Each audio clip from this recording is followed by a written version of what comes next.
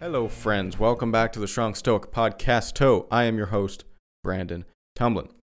In Buddhism, it's said that life is suffering. It's one of the main tenets of good old Buddhism.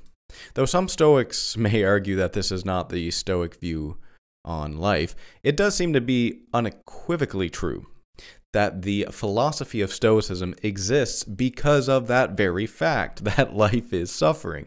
If life wasn't suffering, we wouldn't need a philosophy like Stoicism. Stoicism, like all philosophies, only exists because we must contend with that fact. Suffering, then, well, it may seem to be like the most real thing, the most fundamental truth. And that position could very well be well argued, that suffering and pain is the most fundamental truth in existence, at least in human existence. But then the question becomes, if a philosophy is able to successfully transcend the suffering that is life, then wouldn't that make the tenets of that philosophy more true than suffering itself? This podcast is part of the Walled Garden Podcast Network. Check out thewalledgarden.com for more. Also consider joining my Patreon, where you can support me there. It's not expected, but it's deeply appreciated. Also, my philosophical mentoring is available on there as well. So if you're interested in getting that for the new year, consider doing so. You can join my Telegram group chat, where you can discuss the podcast episode topics with other strong Stoics. And I also do some chats on there, monthly chats to get to know my audience. On Medium and the Stoic Gym, you can find my articles, and you can also subscribe to my newsletter on Substack, where you get the episodes emailed directly to you, and also little things as well here and there. Let's take a naturalistic look at history. Our best theory at the moment for how we came into being is evolution. That is, life was created on Earth initially as a single-celled organism, and through the challenges of life, some survived, some did not, through random mutations essentially. And the ones that survived had some genetic advantage, which could be completely random, of course, but the other ones did not survive, and they did not have an advantage. They had a disadvantage for survival, and so the ones that had the genetic advantages survived, and the ones that did not survive. And of course, the ones that survived passed their genes on to the next generation. Makes sense, right? So if you take that process and you extract it over a billion years or billions of years, some of these single-celled organisms evolved into multi-celled organisms, and eventually into mammals, and then into us, human beings. With the evolution of human beings came the evolution of the rational mind. That's your neocortex, which comprises the higher functions of our brains: perception, emotion, cognition. When the Stoics say that our reason, and by that they meant logos, not just reasoning, but something a lot more deeper than that. When the Stoics said that our reason is what makes us human and divine, they aren't wrong from an evolutionary standpoint. Our higher cognitive functions do, in fact, separate us from the rest of the animal kingdom, and certainly from the rest, or from all other organisms. From the Stoic view, the cosmos and providence gave us this rational mind, which is the peak, so far, of evolution.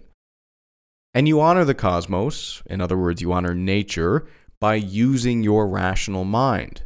When you do not, when you resort to your animalistic ways, such as giving into anger or letting bodily desires dominate your life, you are engaging in vice.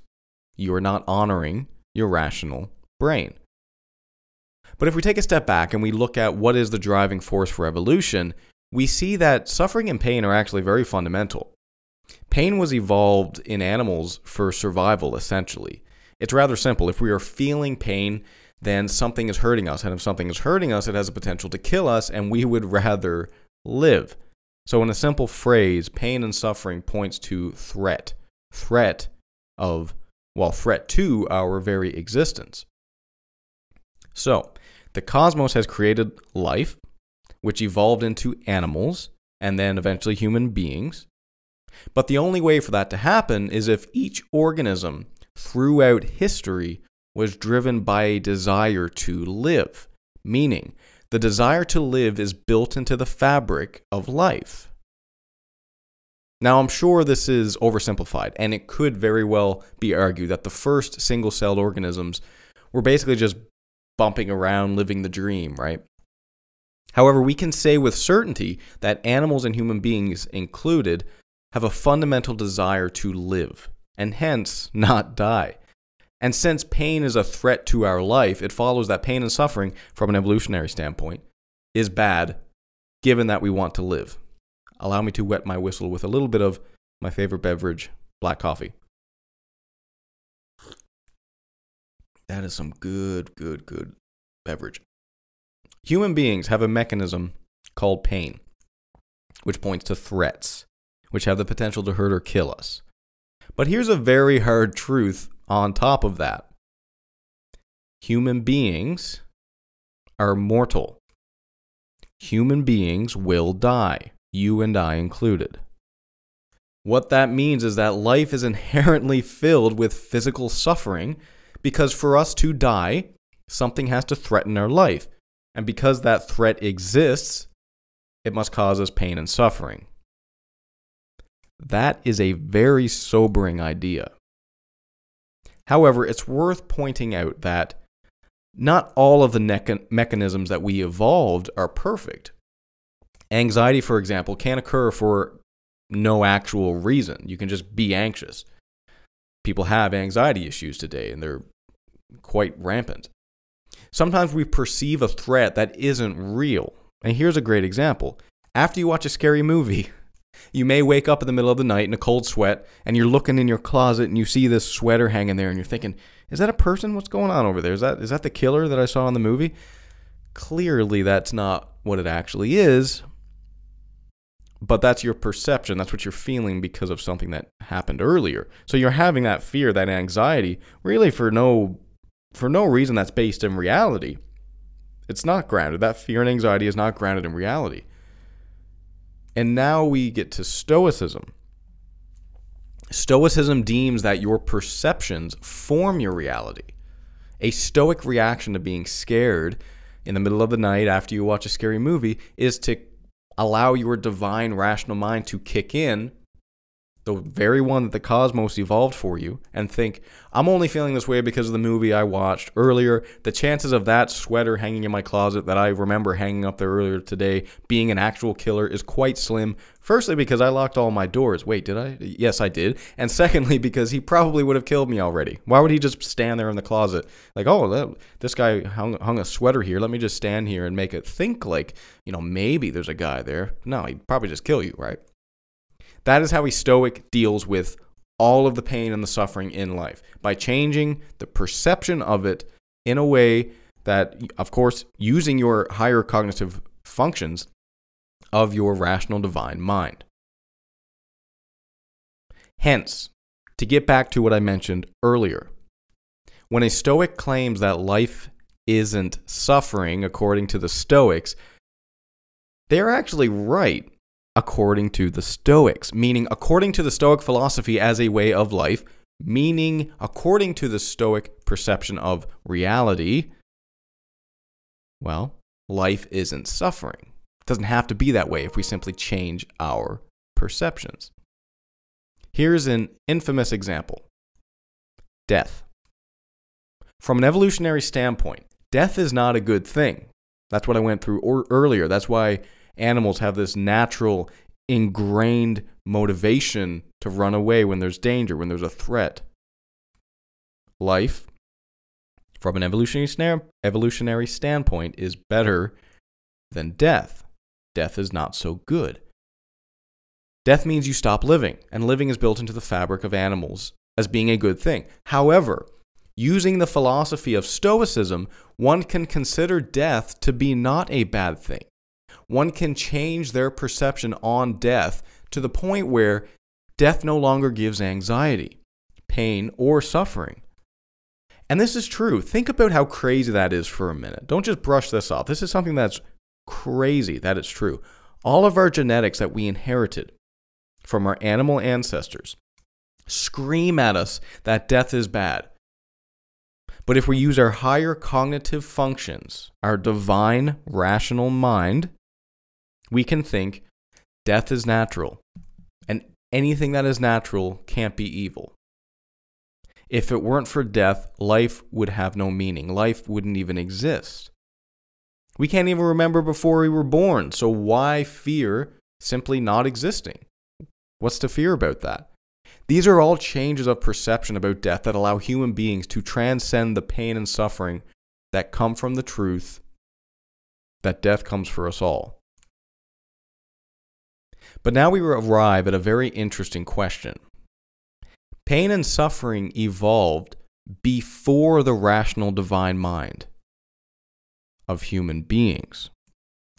The proper use of the rational and divine mind, however, can allow us to transcend this pain and suffering. But then the question becomes, which is more real? Which truth is more true? Is pain real? Pain is very real. We all know that. We've all experienced pain. Most of us experience some form of it on a daily basis. Is suffering real? Absolutely. The Buddhists were completely right about this. Life is suffering. But if pain and suffering ceases to exist in the presence of a flourishing life, meaning if pain and suffering, that very, very real thing that's built into being itself, vanishes if you live properly, wouldn't it follow that a flourishing life is more real than pain and suffering itself?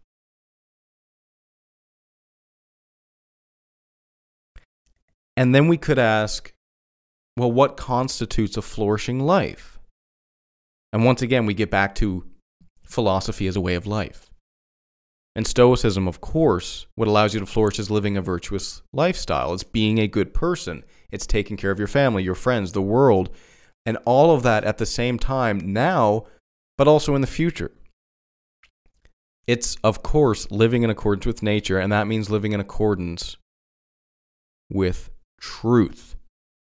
Not just objective truth that science teaches us, but philosophical truths as well, the truth about ourselves, the truths about how we can best live to flourish. Choosing to live a life of virtue is the same as choosing to be yourself, to honor who you are. And to do that, you need the wisdom to know who you are. That's where that know thyself comes from. That's why it's a foundation, a pillar of Western philosophy. And that whole process, as I've delved deep into before, that process of learning and becoming who you are, which is essentially logos, that process is one of love. Love is voluntarily engaging in that process of logos, that process of self-improvement, that process of death and rebirth, because you deem yourself worthy of flourishing.